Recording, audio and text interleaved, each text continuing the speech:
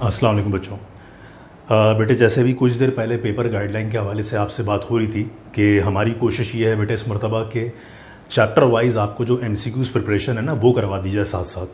तो मैंने आप लोगों को पिछले सेशन में कहा भी था कि चैप्टर नंबर 1 से ही वैसे मैं स्टार्ट करवाता, लेकिन 1 चैप्टर में आम तौर पे देखा ये गया है कि स्टूडेंट थोड़े कंफर्ट जोन में होते हैं, इतनी ज़्यादा कोई ख़ास प्रॉब्लम होती नहीं है। तो चैप्टर 1 का जो सेशन है ना वो मैं बाद में करवा दूं। पहले जिसमें प्रॉब्लम स्टूडेंट्स को है चैप्टर नंबर 2 कॉम्प्लेक्स नंबर, हम अपना सेशन आज वहाँ से स्टार्ट करें। तो इंशाल्लाह कोशिश पूरी है कि चैप्टर 2 फिर चैप्टर 3 इसी तरह से चैप्टर वाइज हम MCQs के सेशन लेके चलते रहें ताकि जो मैक्सिमम एरिया MCQs का है वो आपका इंशाल्लाह कवर हो जाए। तो बेटे आज जो हम MCQ अपनी प्रिपरेशन स्टार्ट कर रहे हैं उसका जो हमारा पहला चैप्टर 2 है, पहला टॉपिक है कॉम्प्लेक्स नंबर, वहाँ से बात शुरू कर रहे हैं। तो अगर आप चाहें तो अपने पास रजिस्टर में हेडिंग बना दीजिएगा कॉम्प्लेक्स नंबर की और साथ साथ समझते रहिएगा। देखो बेटे याद रखो, कॉम्प्लेक्स नंबर जो होता है ना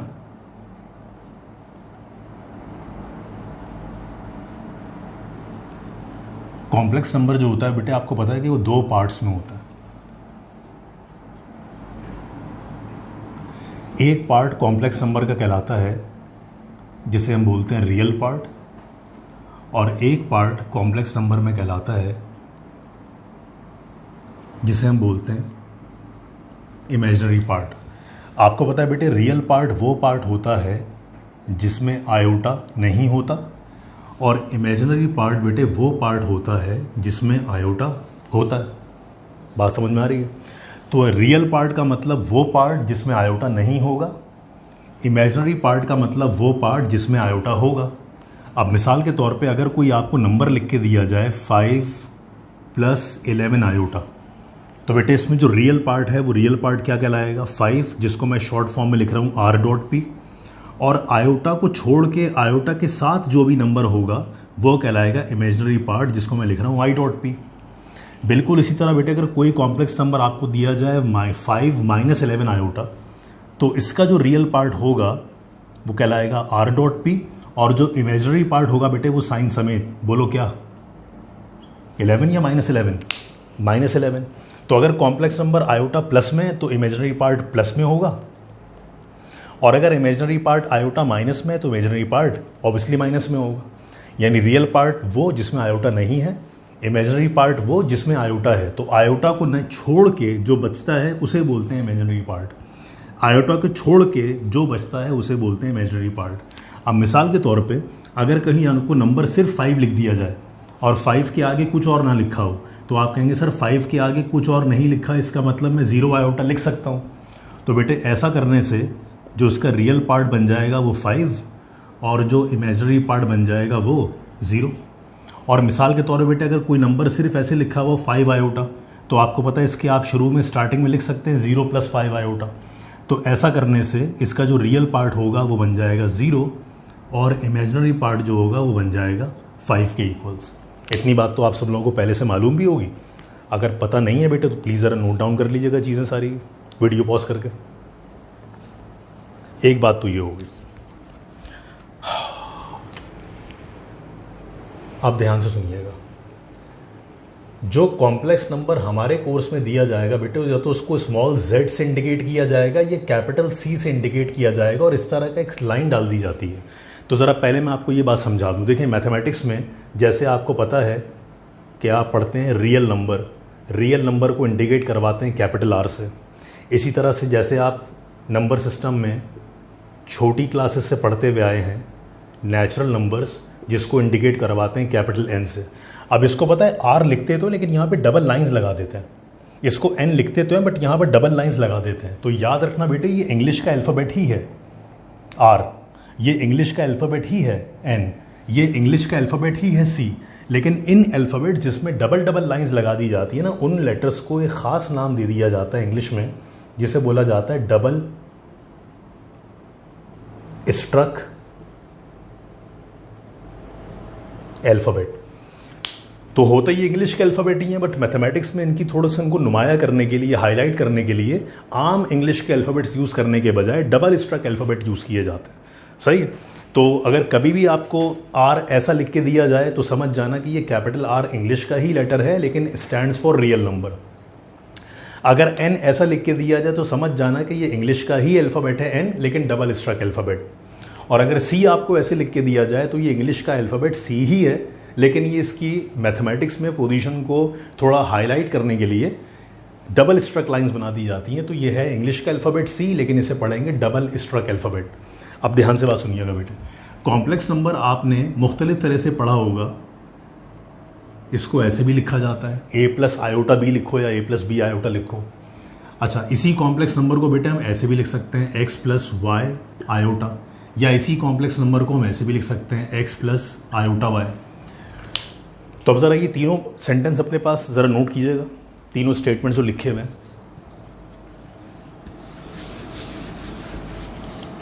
और अब सुनिएगा बात बहुत ध्यान से।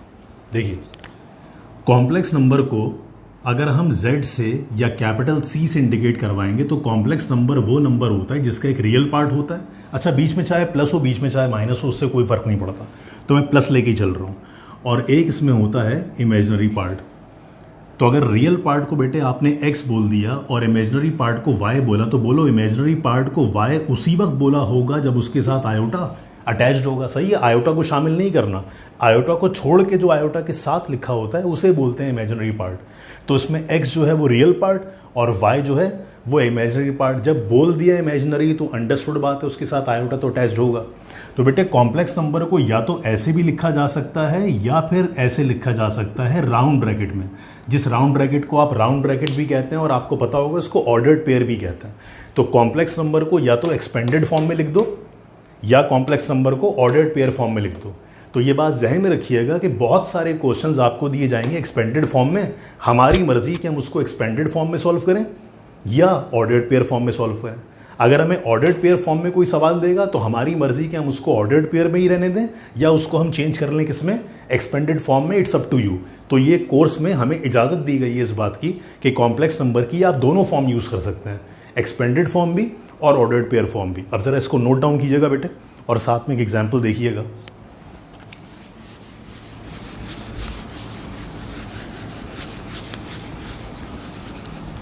अब देखिए, फॉर इंस्टेंस अगर आपको मैं बोलूं कि कोई कॉम्प्लेक्स नंबर z है जिसमें रियल पार्ट आपको 8 दिया जा रहा है और इमेजिनरी पार्ट 11 आयोटा दिया जा रहा है, यानी 11 दिया जा रहा है। तो अगर इस कॉम्प्लेक्स नंबर को आपको ऑर्डर्ड पेयर में चेंज करना हो तो राउंड ब्रैकेट में पहले रियल पार्ट, फिर कॉमे के बाद इमेजिनरी पार्ट। अगर आपको, ये पहली एग्जाम्पल बेटा, अगर आपको कोई कॉम्प्लेक्स नंबर दिया जाए z is equal to -8 -11 iota, तो बोलो बेटे इसकी जो ऑर्डर्ड पेयर फॉर्म होगी वो क्या बन जाएगी, -8 बन जाएगा रियल पार्ट और -11 बन जाएगा इमेजिनरी पार्ट। अब सपोज कर लो अगर आपको कोई कॉम्प्लेक्स नंबर दिया जाए सिर्फ और सिर्फ 5 आयोटा, तो आपको अच्छी तरह पता है कि 5 आयोटा का मतलब रियल पार्ट इसका क्या हो जाएगा, 0 हो जाएगा। तो बेटे इसकी ऑर्डर्ड पेयर फॉर्म क्या बन जाती, 0,5। और अगर आपको कोई कॉम्प्लेक्स नंबर z दिया जाए सिर्फ और सिर्फ रियल पार्ट के साथ, तो आपको पता है कि इसका इमेजिनरी पार्ट 0 होगा। तो बेटे इसकी जो ऑर्डर्ड पेयर फॉर्म बन जाएगी वो क्या बन जाएगी, 8,0। बात समझ में आ रही है बेटे? इसको प्लीज़ ज़रा नोट डाउन कर लीजिए, शाबाश। तो ये तो बेसिक इंट्रोडक्शन था, ये बेसिक इंट्रोडक्शन था जो आप लोगों को यकीनन, मुझे उम्मीद है पूरी कि आप लोगों को मालूम भी होगा। बट एक MCQ स्टार्ट करने से पहले एक छोटा सा रिवीजन मैंने इसका देने की कोशिश की है आपको, ठीक है? अब ध्यान से बात सुनिए बेटे।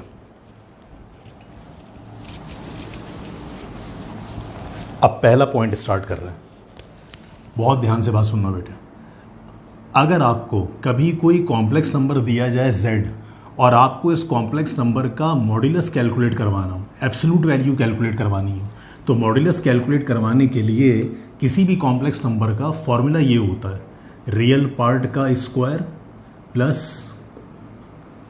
इमेजिनरी पार्ट का स्क्वायर। तो ये पहला पॉइंट अपने पास नोट कर लीजिएगा। किसी भी कॉम्प्लेक्स नंबर z का अगर आपको मॉड्यूलस कैलकुलेट करवाना हो, यानी एब्सोल्यूट वैल्यू कैलकुलेट करवानी हो, तो वो किस तरह से आएगी, स्क्वायर रूट के अंदर रियल पार्ट का स्क्वायर प्लस इमेजिनरी पार्ट का स्क्वायर। अब फॉर एग्जांपल अगर आपको कोई सवाल दिया जाए, सुनिएगा बेटे, अब फॉर एग्जांपल अगर आपको कोई क्वेश्चन दिया जाए और आपसे बोला जाए कि एक कॉम्प्लेक्स नंबर है लेट्स से 2 + 5 आयोटा, और आपसे बोला जाए कि इस कॉम्प्लेक्स नंबर का आप मॉड्यूलस कैलकुलेट करवाएं, तो आप इस कॉम्प्लेक्स नंबर का मॉड्यूलस कैसे कैलकुलेट करवाएंगे, स्क्वायर रूट के अंदर बेटे जो रियल पार्ट दिया जा रहा है, आप उसका स्क्वायर करवा दीजिएगा और स्क्वायर रूट के अंदर जो इमेजिनरी पार्ट दिया जा रहा है आप उसका स्क्वायर करवा दीजिएगा। तो कॉम्प्लेक्स नंबर का जो मॉड्यूलस होगा वो क्या बन जाएगा, स्क्वायर रूट के अंदर 2 का स्क्वायर 4 बेटे 5 का स्क्वायर 25। तो जो मॉड्यूलस की वैल्यू है वो बन जाएगी 4 + 25 बोले तो 29। कैलकुलेटर से इसको मजीद देख लीजिएगा, अगर 29 रूट से बाहर आ सकता हो तो बाहर निकाल लीजिएगा, परफेक्ट स्क्वायर ना हो तो रूट से बाहर नहीं है तो उसको उसी फॉर्म में छोड़ दीजिएगा। तो ये पहला एमसीक्यू जरा अपने पास बेटे हेडिंग बना के नोट कर लीजिए। तो कोई भी कॉम्प्लेक्स नंबर आपको दिया जाए, रियल पार्ट 2 है, इमेजिनरी पार्ट 5 है, तो रियल पार्ट का स्क्वायर प्लस इमेजिनरी पार्ट का स्क्वायर। प्लीज जरा इसको नोट डाउन कर लीजिएगा।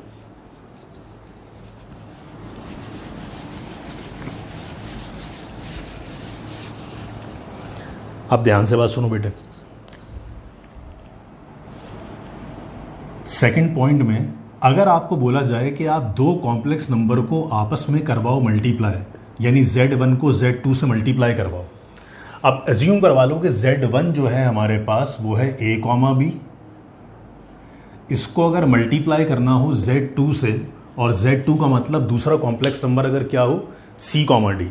बेटा अगर इन दो कॉम्प्लेक्स नंबर्स को आपस में मल्टीप्लाई करना हो तो ऐसी गलती नहीं करना कि पहले A को उन दोनों से मल्टीप्लाई किया फिर B को उन दोनों से मल्टीप्लाई किया। नहीं बेटे, ये उस वक्त करते जब ये एक्सपेंडेड फॉर्म में होता।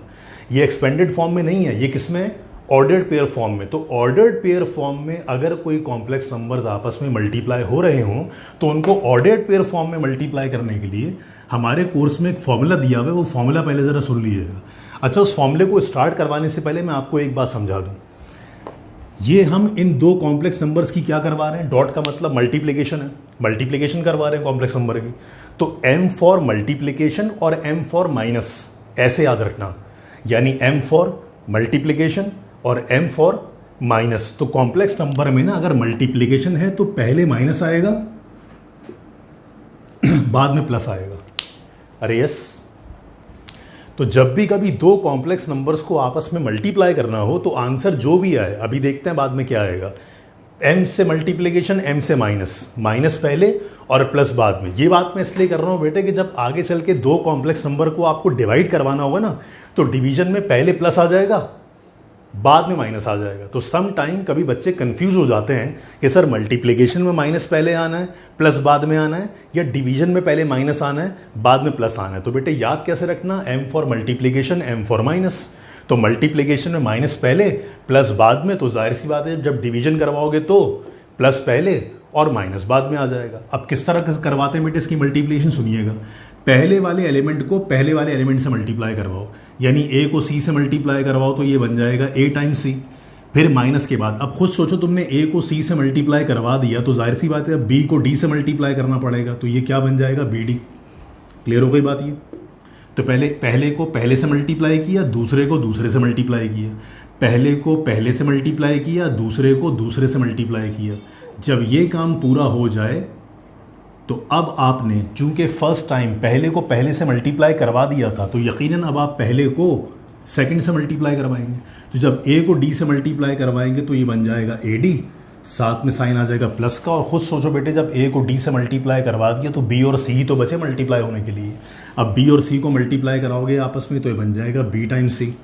तो फॉर्मूला बनाना कौन सा मुश्किल काम।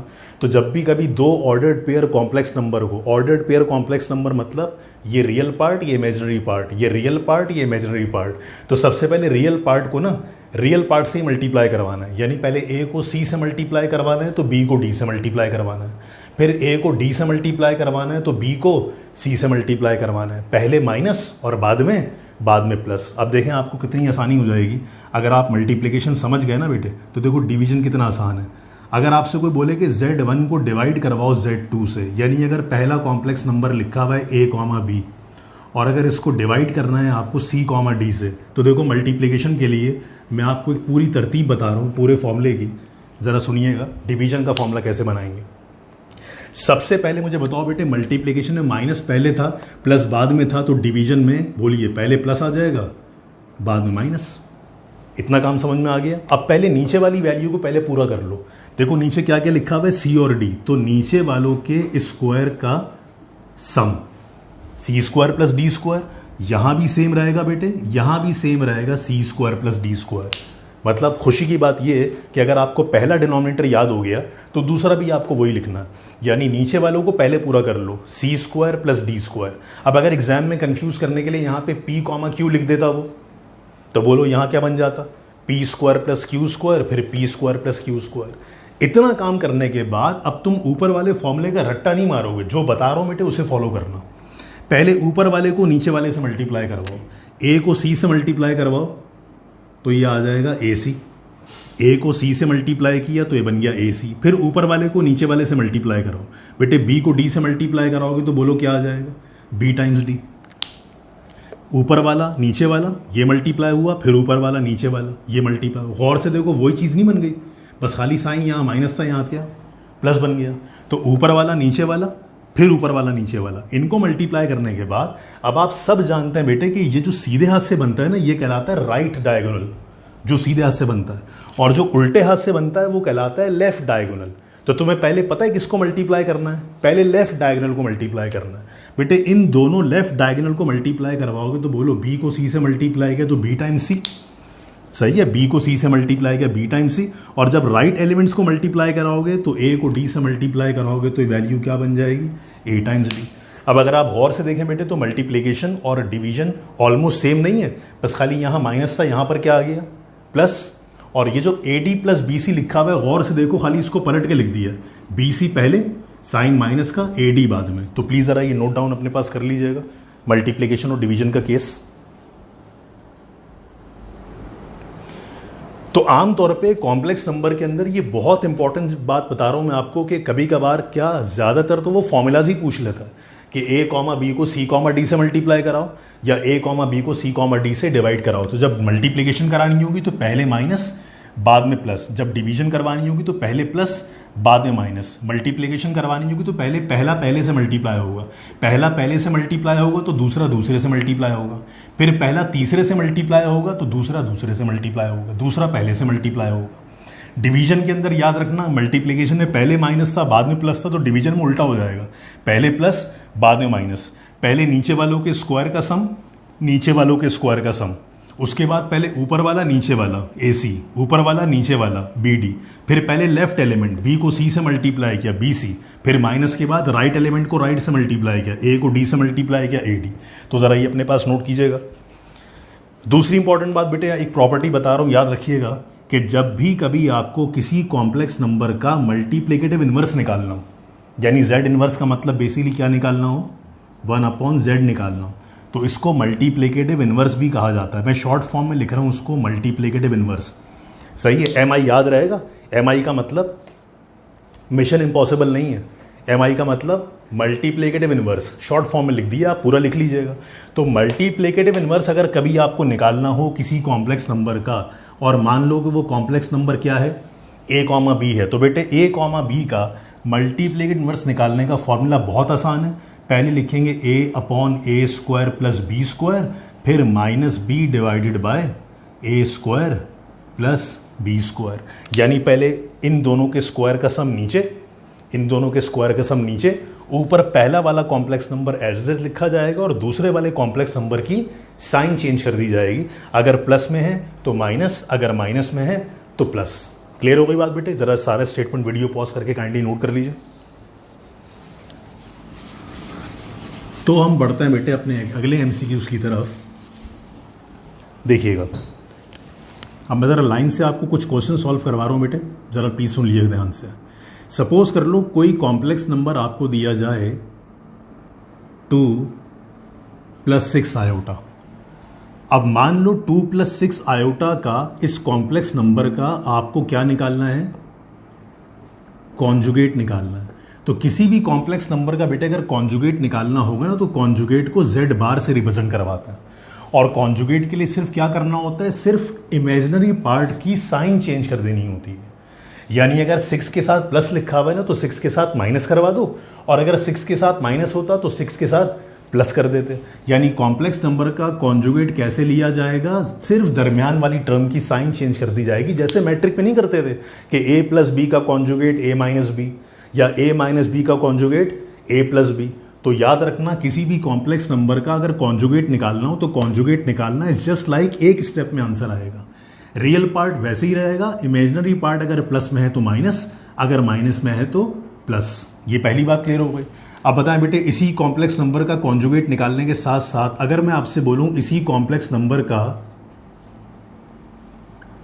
आप एडिटिव इनवर्स निकालें, तो बेटे याद रखना एडिटिव इनवर्स का मतलब होता है उस कॉम्प्लेक्स नंबर की साइन ही चेंज कर दो, यानी अब ये बार नहीं है, ये नेगेटिव साइन है।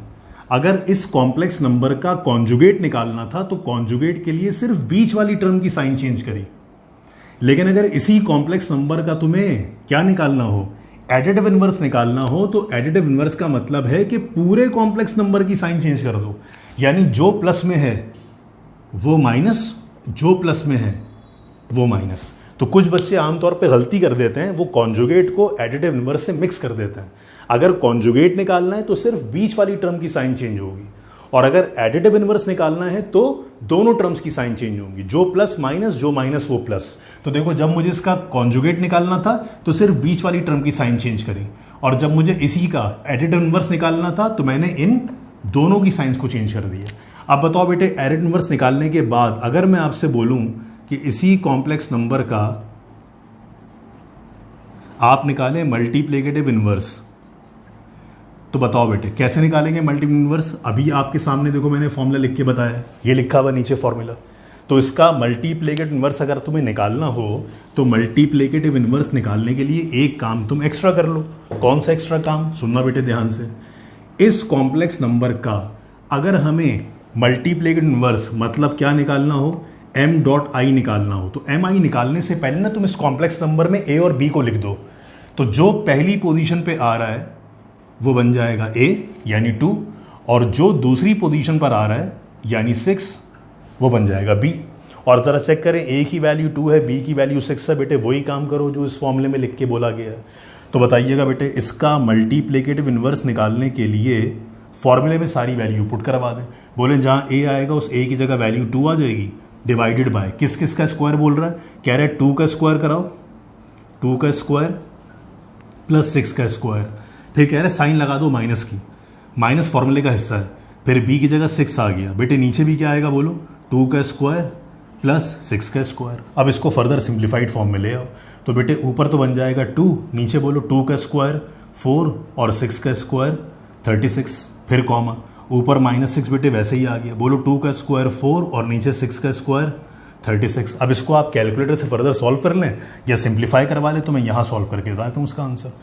ऊपर बेटे वैल्यू आपके पास आ जाएगी 2, नीचे बोलो 36 प्लस 4, नीचे बन जाएगा 40 कॉमा, यहाँ बताओ बेटे ऊपर वैल्यू आ जाएगी -6 और नीचे आ जाएगी वैल्यू 40। अब इसमें अगर कुछ कैंसिलेशन हो रही है तो आप कैंसिलेशन करवा दें, कैंसिलेशन ना हो रही हो तो आप इसको इसी फॉर्म में छोड़ दें। तो अगर कैंसिलेशन हो रही है तो 2 1 2 और 2 20 40 हो जाएगा। यहाँ पर बेटे 2 3 6 और 2 20 40 हो जाएगा। तो इसका आंसर बन जाएगा 1/20 कॉमा -3/20।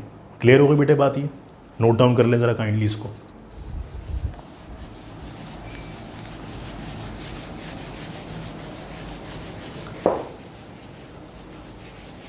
अब देखो, मैं तुम्हें जो ये फॉर्मूलाज बता रहा था ना बेटे, फॉर्मूलाज को बताने का मकसद क्या था कि फॉर्मूला भी याद करने की ज़रूरत नहीं है। अब ध्यान से मेरी बात सुनना बेटे, बहुत ध्यान से मेरी बात सुनिए। देखें, अगर मैं आपसे बोलूं क्वेश्चन में कि एक कॉम्प्लेक्स नंबर है 1,2, इस कॉम्प्लेक्स नंबर को आप मल्टीप्लाई करवाएं 1,4 से। अगर मैं आपसे बोलूं कि इन दो कॉम्प्लेक्स नंबर को आपस में आप मल्टीप्लाई करवाएं, तो मल्टीप्लाई करवाने के लिए मैंने भी क्या बोला था, m से मल्टीप्लाई m से माइनस, मतलब पहले माइनस फिर बाद में प्लस। m से मल्टीप्लाई m से माइनस, सही है। वैसे तो m से और भी बहुत सारी चीज़ें आ जाएंगी, मैं उसकी बात नहीं कर रहा, अपने काम की बात कर रहा हूँ। m से मल्टीप्लाई m से माइनस फिर प्लस बाद में। अब बोलो भी क्या फैसला हुआ था, पहले को पहले से मल्टीप्लाई करवाना था, यानी 1 मल्टीप्लाई बाय 1, पहला पहले से मल्टीप्लाई हो जाएगा तो फिर दूसरा दूसरे से मल्टीप्लाई होगा, यानी 2 मल्टीप्लाई हो जाएगा किससे, 4 से। अब बताओ बेटे, जब तुमने पहले को पहले से मल्टीप्लाई करवा दिया था तो अब अगले स्टेप में पहले को आखिर वाले से मल्टीप्लाई करवाओ, यानी 1 मल्टीप्लाई हो जाएगा 4 से, तो दूसरा पहले वाले से मल्टीप्लाई हो जाएगा, यानी 2 मल्टीप्लाई हो जाएगा 1 से। अब इसका टोटल आंसर निकाल लीजिए, ये बन जाएगा 1 1 जा 1 माइनस 2 4 जा 8 कॉमा 1 4 जा 4 प्लस 2 1 जा 2। तो बेटे इस कॉम्प्लेक्स नंबर की मल्टीप्लीकेशन में आंसर आ जाएगा -7 कॉमा 6, ये मल्टीप्लिकेशन का आंसर। नोट कर लें बेटे इसको।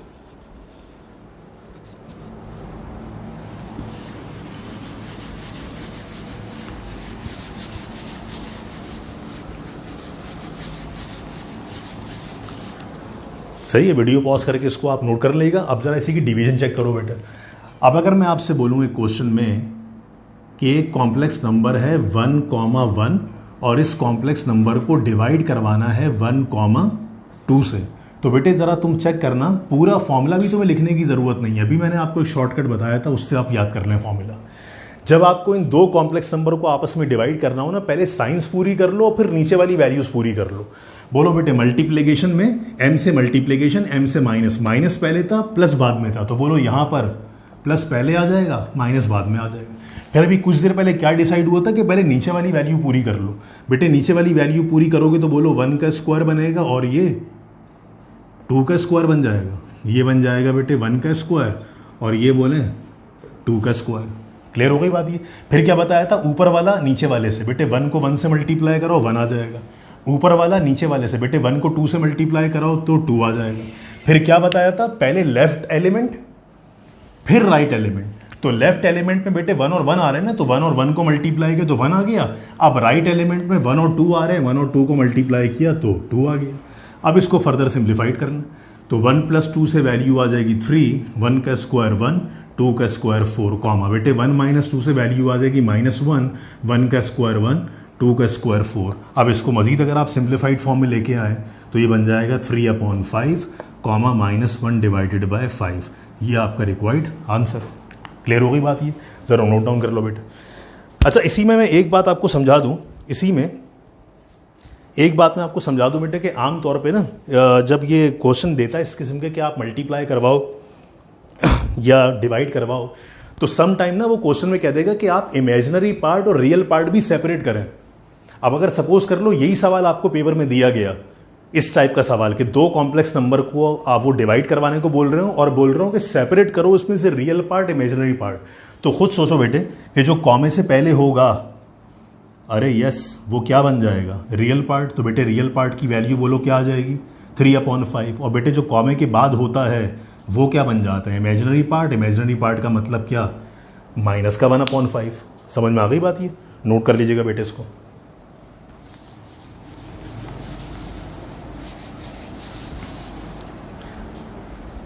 अच्छा, अब अगर सपोज कर लें उसने क्वेश्चन में आपसे कहा कि आप Z1 में ऐड करवाएं, किसे, Z2 को, यानी दो कॉम्प्लेक्स नंबर को आपस में ऐड करवाओ।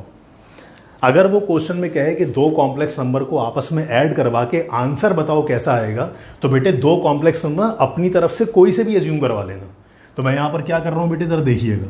पहला कॉम्प्लेक्स नंबर मैंने एज्यूम करवा लिया a + b आयोटा, इसमें प्लस करवाया। बेटे दूसरा कॉम्प्लेक्स नंबर एज्यूम करवा लो a - b आयोटा।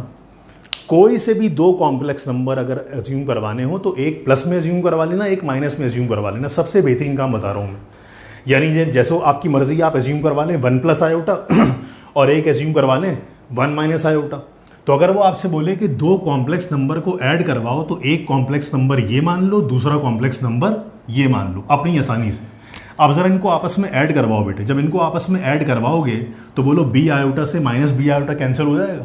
तो बेटे जब a में आप a को ऐड करवाएंगे तो बोले आंसर क्या बचेगा, सिर्फ 2 है।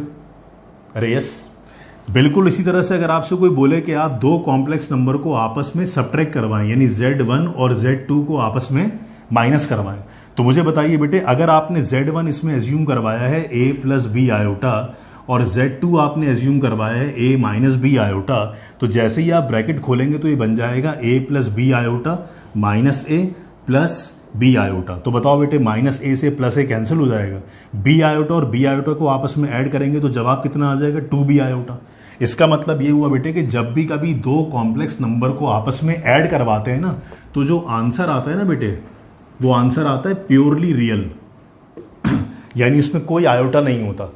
और जब दो कॉम्प्लेक्स नंबर को आपस में सब्ट्रैक्ट करवाते हैं तो उसमें रियल पार्ट नहीं आता, इसमें आयोटा वाला पार्ट आता है। तो उसका आंसर हमेशा क्या याद रखना, प्योरली इमेजिनरी।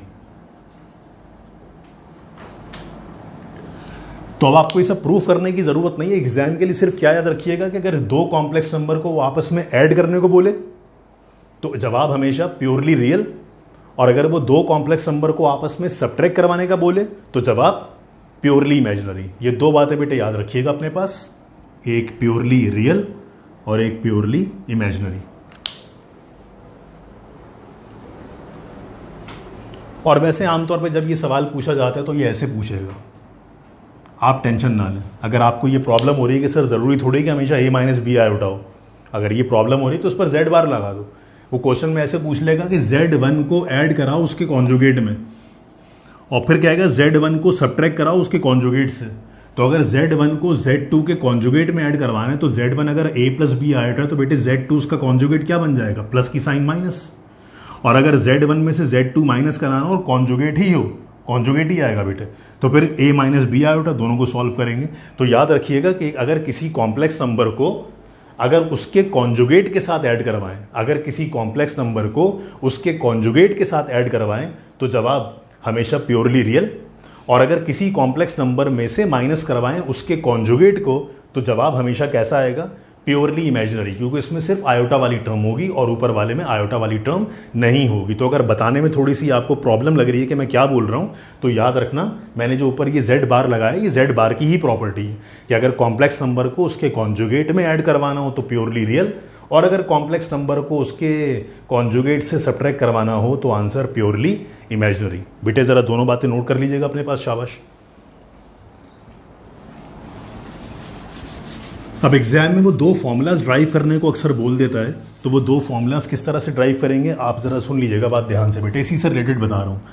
कभी कभार ना वो क्वेश्चन आपको ऐसा दे देगा, कहेगा कि z को z कॉम्प्लेक्स नंबर ऐसा दे देगा x प्लस आयोटा वाई, और उसका कॉन्जुगेट जाहिर बात है z बार क्या बन जाएगा बेटे, x माइनस आयोटा वाई।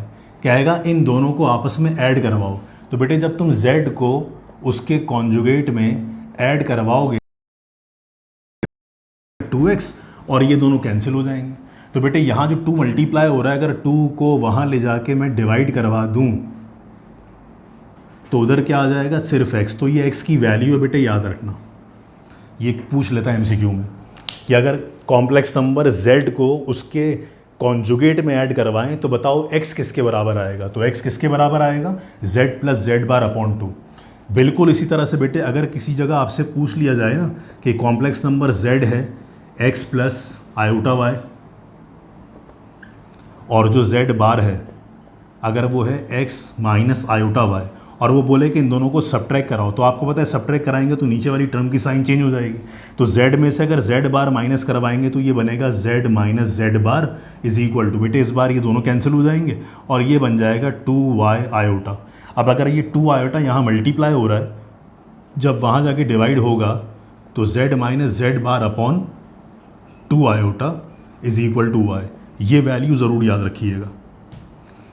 ये दो प्रॉपर्टीज़ हैं बेटे जो एग्जाम में पूछ लेता है वो, कि अगर दो कॉम्प्लेक्स नंबर के कॉन्जुगेट को आपस में ऐड करवाएं तो बोलो x किसके बराबर आएगा, z plus z bar upon 2 के, और अगर दो कॉम्प्लेक्स नंबर कॉन्जुगेट को आपस में सब्ट्रैक्ट किया जाए तो y किसके बराबर आएगा, z minus z bar upon 2 iota के। क्लियर है इतनी बात?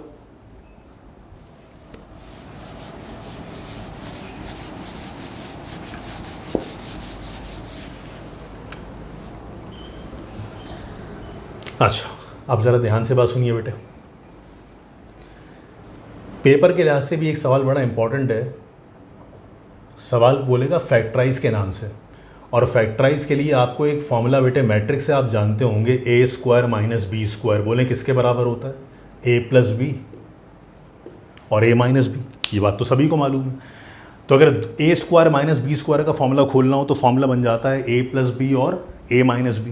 क्लियर है? अब वो क्वेश्चन एग्जाम में कैसे पूछ रहा है ज़रा सुनिएगा ध्यान से। बल्कि इसको स्टार्ट करने से पहले मुझे ये बताइए, ये तो सबको मालूम है ना कि आयोटा स्क्वायर जो होता है वो बराबर किसके होता है, -1। आयोटा स्क्वायर बराबर -1। ये नोट कर लिया बेटे सब लोगों ने? तो अब सुनिएगा ज़रा ध्यान से बात।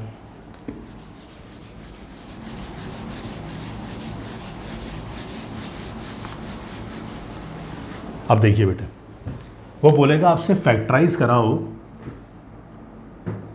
4x² प्लस लेट से 9y²। 4x² प्लस 9y² को फैक्टराइज कराना है। तो फैक्टराइज कराने के लिए बेटे आपको पता है 4x² को आप लिख सकते हैं ना 2x का होल स्क्वायर, और बेटे 9y² को बोलो आप लिख सकते हो ना 3y का होल स्क्वायर। लेकिन बेटे बीच में साइन कौन सा है? प्लस का। और आपको पता है कि a² प्लस b² के लिए फॉर्मूला नहीं होता फैक्टराइज फॉर्म में। साइन बीच में कौन सा होना ज़रूरी है?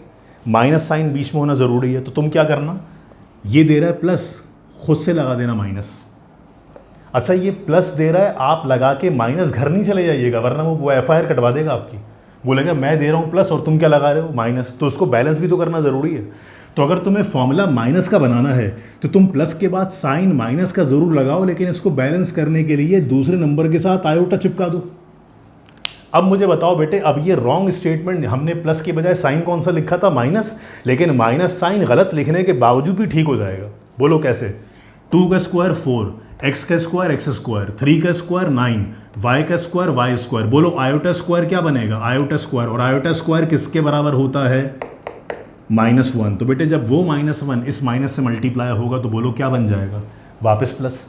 तो एक तीर से दो शिकार, अपना काम भी हो गया और उसमें बैलेंस भी कर दिया स्टेप को। तो आयोटा का होल स्क्वायर जब भी कभी लगाओगे तो बाहर वाला साइन चेंज कर देना। अब बोलो उसमें a² माइनस b² का फॉर्मूला क्या बनेगा?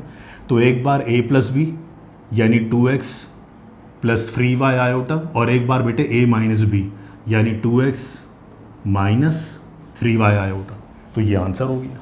बिल्कुल इसी तरह बेटे एक क्वेश्चन ज़रा मैं चेंज करके थोड़ा दे रहा हूँ, ज़रा इसको सॉल्व करके बताएं कैसे सॉल्व करेंगे। सपोज़ कर लें कि ये 2x² है और सपोज़ कर लें कि ये 7y² है। अब बोलो उसमें फॉर्मूला कैसे अप्लाई करोगे? बताइए।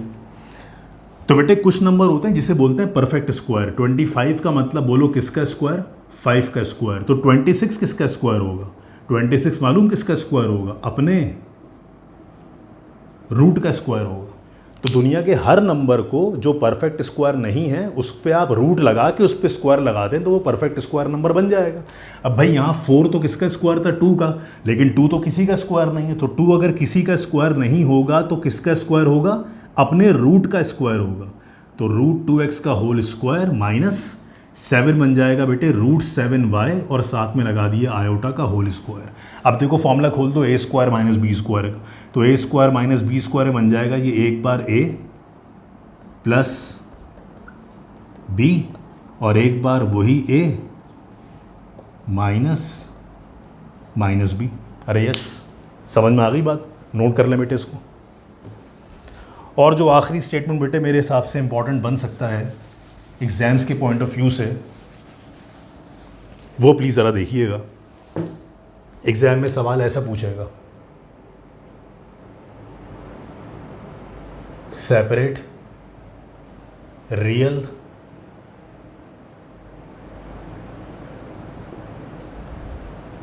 And imaginary part. Separate real and imaginary part. अब इसकी एग्जाम्पल बेटे मैं आपको ये लिख के समझा देता हूँ। रियल पार्ट और इमेजिनरी पार्ट सेपरेट करना है। और सपोज कर लें कि आपको क्वेश्चन दे दिया जाए 1 प्लस आयोटा का होल स्क्वायर। अब सवाल है 1 प्लस आयोटा का होल स्क्वायर। इसमें अब आपको रियल पार्ट और इमेजिनरी पार्ट को सेपरेट करना है, ठीक है? तो बेटे क्या करोगे, पहले इसमें a प्लस बी के होल स्क्वायर का फॉर्मूला खोल दो। तो बोलो a प्लस बी के होल स्क्वायर का फॉर्मूला बन जाएगा a² plus 2ab plus b²। अच्छा मैं उसकी बात नहीं कर रहा बेटे, जो डिवीजन वाले सवाल हैं, मल्टीप्लिकेशन वाले सवाल हैं, वो तो शॉर्ट आंसर क्वेश्चन में भी आ सकता है, मैं उसकी बात नहीं कर रहा। बट अगर MCQs में कोई क्वेश्चन देगा ना और बोलेगा रियल पार्ट बताओ, इमेजिनरी पार्ट बताओ, तो फिर वो आसान लेवल का सवाल ही होगा। वो पूरी डिवीजन थोड़ी करवाएगा कोई आपसे। तो 1 प्लस आयोटा का होल स्क्वायर अगर दिया जाए और बोला जाए कि real part imaginary part separate करो, तो 1 का स्क्वायर 1 प्लस 2 1 ज़ा 2, इन दोनों को मल्टीप्लाई के 2 आयोटा। बेटे आयोटा का स्क्वायर क्या बन जाएगा? Iota square. अब बोले ये बन जाएगा 1 प्लस ये बन जाएगा 2 आयोटा। बेटे आयोटा स्क्वायर किसके बराबर होता है? अभी पढ़ा था -1। -1 से +1 कैंसिल करवा दिया, बोले आंसर सिर्फ क्या बचा? 2 आयोटा। तो बेटे इस 2 आयोटा को हम लिख सकते हैं ना 0 प्लस 2 आयोटा, और 0 + 2 आयोटा का मतलब 0 रियल पार्ट और इमेजिनरी पार्ट 2। तो इसका मतलब इस सवाल में जो रियल पार्ट होगा वो 0 बन जाएगा और जो इमेजिनरी पार्ट होगा वो 2 बन जाएगा। क्लियर हो गई बात?